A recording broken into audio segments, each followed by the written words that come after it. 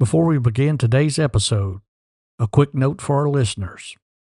The historical accounts detailing the early American frontier contain raw, gritty, and often graphic descriptions of violence and survival that may not be suitable for all audiences.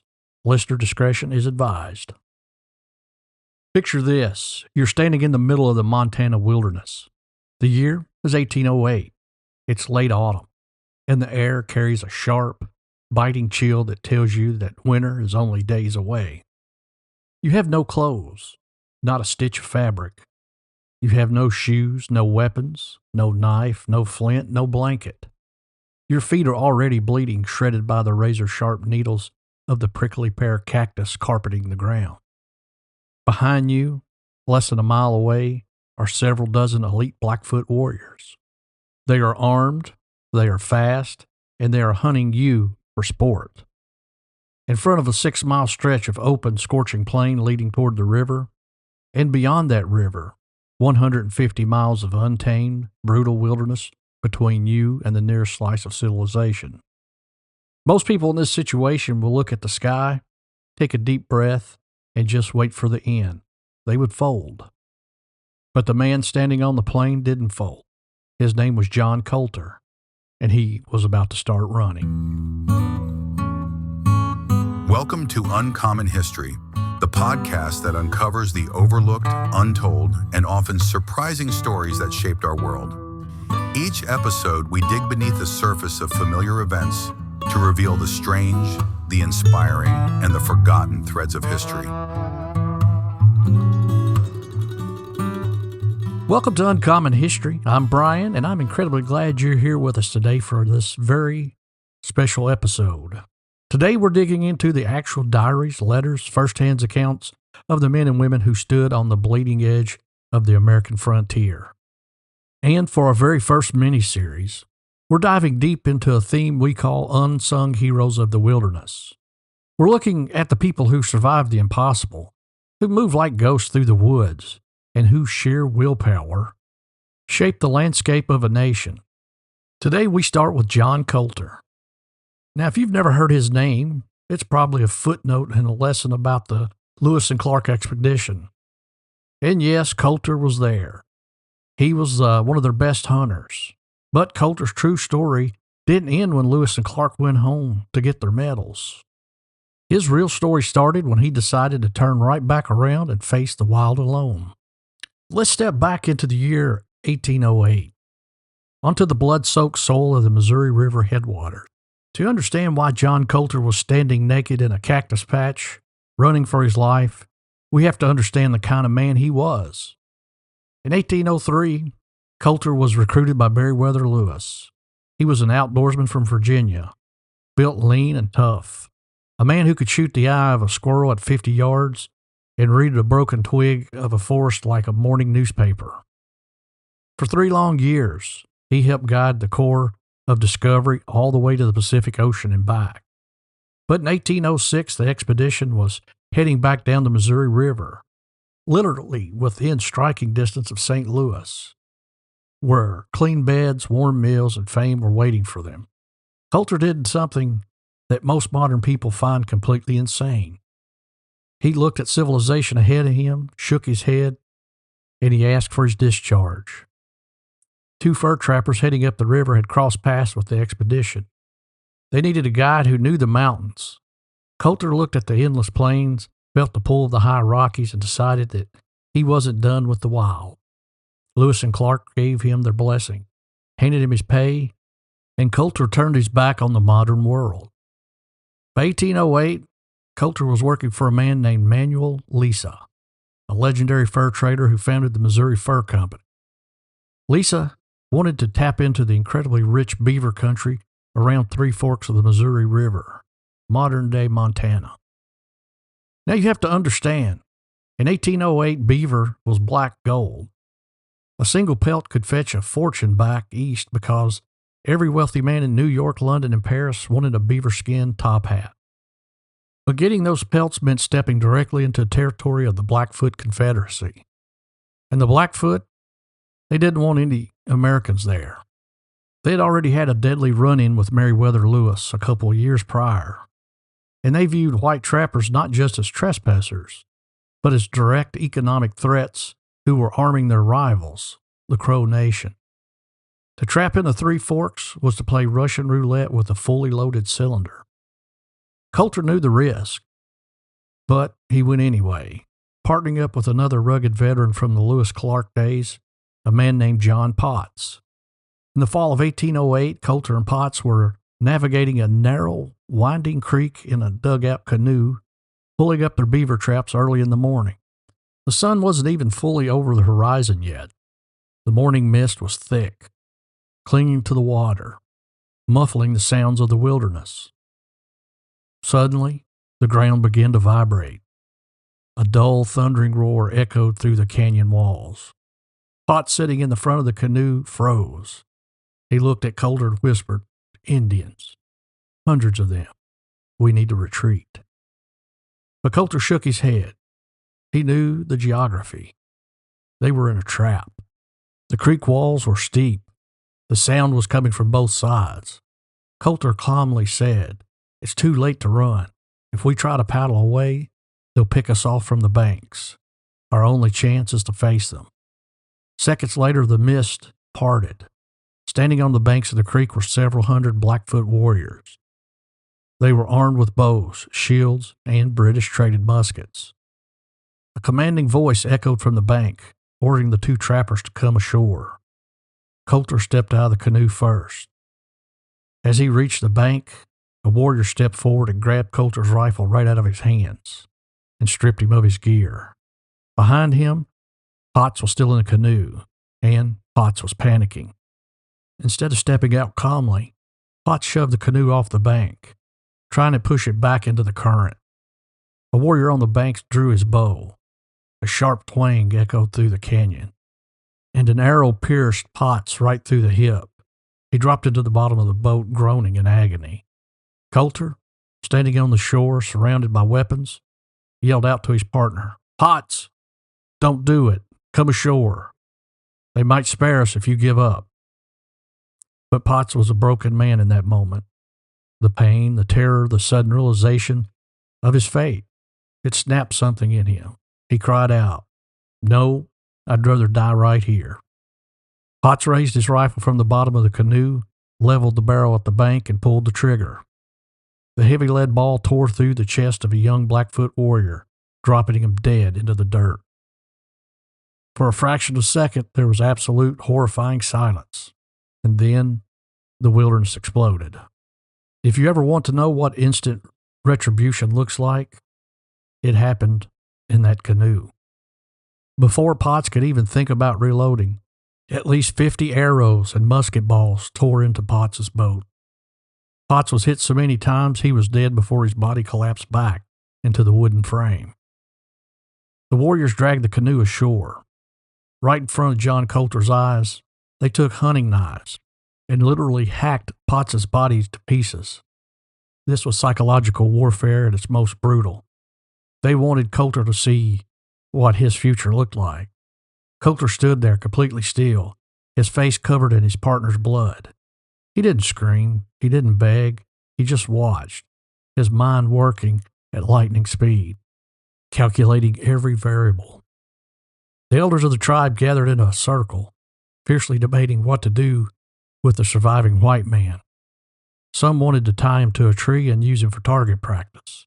Others wanted to burn him alive, to avenge the warrior Potts had just killed. But then the chief of the tribe stepped forward. He looked at Colter. He saw a man that wasn't shaking, a man who looked it dead in the eye. The chief smiled. He decided a simple execution was too boring for a man like this. He grabbed Colter by the shoulder, dragged him out in the crowd, and began tearing his clothes off. Shirt, trousers, boots, everything. They stripped Colter until he was completely naked under the autumn sky. The chief looked at Colter and pointed toward the vast, open prairie that stretched out toward the horizon and said in a native tongue, "Go run." Colter didn't understand the words, but he understood the gesture. He started to walk forward, his bare feet sinking into the cold dirt. He expected a musket ball to hit him in the back at any second. After he walked about 100 yards, he turned around. The young warriors had dropped their heavy blankets and weapons, carrying nothing but their hunting spears. They were lining up like runners at a starting line. The chief waved his hand, and a massive war cry tore through the air. The hunt was on. Now let's look at the math of this survival situation, because the numbers are staggering. Colter had a head start of about 300 yards. In front of him was 6 miles of open flat country leading toward the Madison River. The ground was not a smooth, athletic track. It was old, hard-packed river valley soil covered entirely by prickly pear cactus. Every single step Colter took meant driving dozens of thick, rigid needles directly into the soles of his feet. But adrenaline, it's one heck of a drug. Colter didn't just run, he flew. The first-hand accounts recorded in Thomas James journals stated that Colter ran with speed that completely shocked the Blackfoot warriors. He was running for his life, fueled by the image of Potts' dismembered body.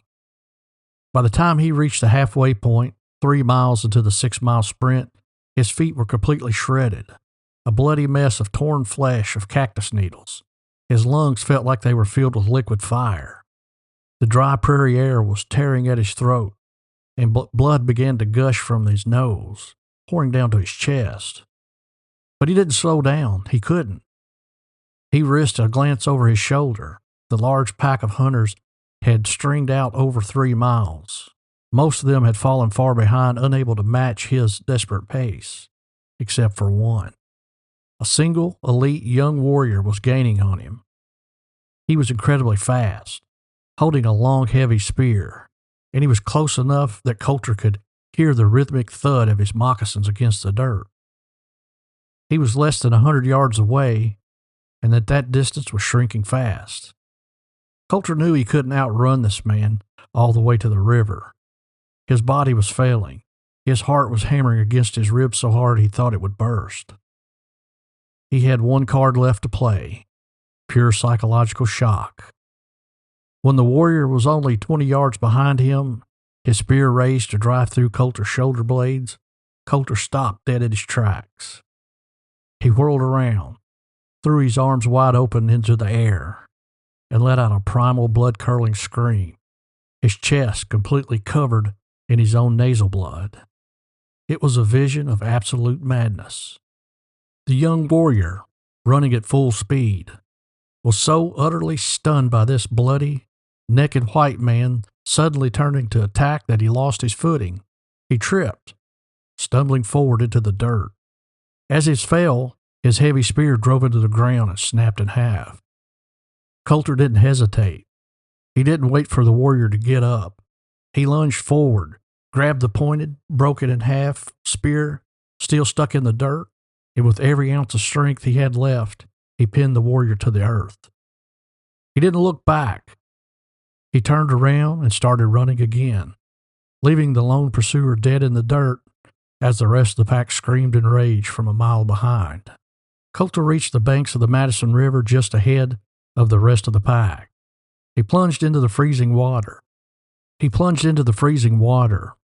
His burning, bloody body hitting the current like a white-hot iron into oil. He swam across to a small island in the middle of the river. Now, if he had tried to climb up the opposite bank, they would see him and shoot him. He needed a hiding spot, and he needed it instantly. Fortune favors the bold. Right at the edge of the island was a massive jam of logs and debris that had formed a beaver dam. Colter took a deep breath, dove under the freezing water. He swam beneath the tangled logs. He found a small pocket of air beneath the massive pile of branches, mud, and leaves. He wedged his body up out of the water, resting his chin on a log, completely hidden in the pitch-black darkness of the beaver lodge. Seconds later, the banks erupted with sounds of the Blackfoot warriors. For hours they searched that island. Colter could hear them walking directly on top of the logs above his head. He could see flashes of daylight through the cracks in the wood as they peered down into the water. They screeched, they probed the debris with spears, and they waited on the banks expecting him to come up for air. Colter stayed perfectly still in the freezing dark, barely breathing, fighting off the intense shivering of hypothermia for hours until the sun finally set and the forest went quiet. Around midnight, under the cover of total darkness, Colter dove back under the logs and swam down the river for several miles and finally crawled onto the shore. He was alive. He had won the hunt. But as he stood on the riverbank in the dead of night, the reality of his situation set in. The hunt was over, but the survival epic had just begun. He was completely naked. He had no weapons except a broken spear tip. His feet were swollen, infected, and packed with cactus spines. And as he was in the heart of Montana, and winter was rolling in, the nearest safe haven was a small fur trading post called Fort Raymond, located on the Bighorn River. Distance, 150 miles across rugged mountain, open plains, and jagged canyons. How does a naked, unarmed man walk 150 miles through the wilderness without starving or freezing to death? He becomes an animal. Colter spent the next 7 days walking through the mountains. To keep from freezing at night, he would crawl into hollow logs or dig small trenches in the dirt, covering himself with leaves and decaying brush to trap his body heat. To eat, he couldn't hunt game. He didn't have a rifle or a bow. Instead, he used his fingers to dig into the cold earth, pulling up wild edible roots, specifically the bedroot, which early frontiersmen used as a last resort. He ate bark. He found the carcasses of deer that wolves had picked clean and cracked open the bones with rocks and sucked out the raw, fatty marrow for energy. His skin blistered under the harsh sun during the day, and his body shook violently from the frost at night. Every single step of his mutilated feet was a testament to the absolute limits of human endurance. On the 7th day, the men standing watch at the wooden palisades of Fort Raymond looked across the horizon. They saw a figure hobbling out of the tree line. It didn't look human. It was completely black from sun exposure, dirt, and dried blood. Its hair was wild and matted. Its ribs were pressing hard against the skin, and its feet were wrapped in crude strips of bark and grass. The traders drew their rifles, thinking it was a wild animal or a hostile scout. But as the figure got closer, it raised its trembling hand and called out in a raspy, broken voice. It was John Colter.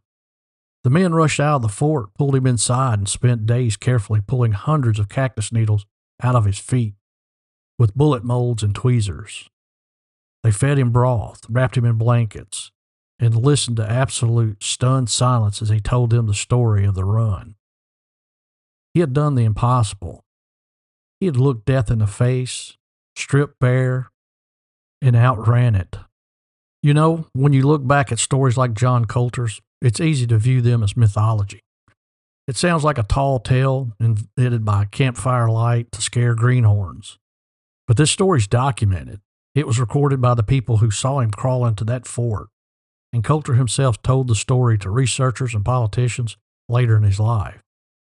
And what amazes me the most about John Colter isn't that he just survived those 7 days. What he did after. Most people, after surviving a naked death march through a cactus patch, would pack their bags and catch the first boat back to Virginia, buy a comfortable farm, and never look at the mountain again. Not Colter. Within a year, he was right back out there trapping in the exact same territory. He went back into the wilderness, eventually becoming the first white man to ever lay eyes on the geothermal wonders of Yellowstone, a place that people back east refused to believe existed, mockingly calling it Colters Hell because they thought he was hallucinating about dirt shooting boiling water into the sky. Colter survived because he possessed a specific mindset that defined the true heroes of the American wilderness, an absolute refusal to accept defeat. When the clothes were gone, when the weapons were gone, and when his partner was dead, Colter realized that his greatest weapon wasn't his rifle. It was his resolve. Out on the frontier, the landscapes didn't care about your plans, your fears, or your excuses. It only asked one question. How badly do you want to see tomorrow? And John Colter, he wanted to see it more than the men hunting him. That wraps up our very first journey here on Uncommon History. If John Colter's story tells us anything, it's that the real foundations of America wasn't built by politicians in polished rooms. It was forged by individuals with unbelievable grit out in the dark spaces of the map. We have 3 more incredible episodes coming up in this Unsung Heroes of the Wilderness series. Next time, we're tracking the silent ghost of Kentucky's frontier, a man who saved Daniel Boone's life, survived the gauntlet of 9 different tribes, and completely vanished from history's textbooks. You won't want to miss it. If you enjoyed this episode and want to help us bring these forgotten stories back to light, please do us a massive favor. Hit the subscribe button on whatever platform you're listening to right now. Leave us a review or a comment. Tell us what part of Colters Run blew your mind the most. Would you have turned around and faced the warrior with the broken spear? Let's talk about it in the comments section. Share this show with one of your friends who loves real gritty history. And make sure to follow us on Facebook so you can join our community. We'll see you next time.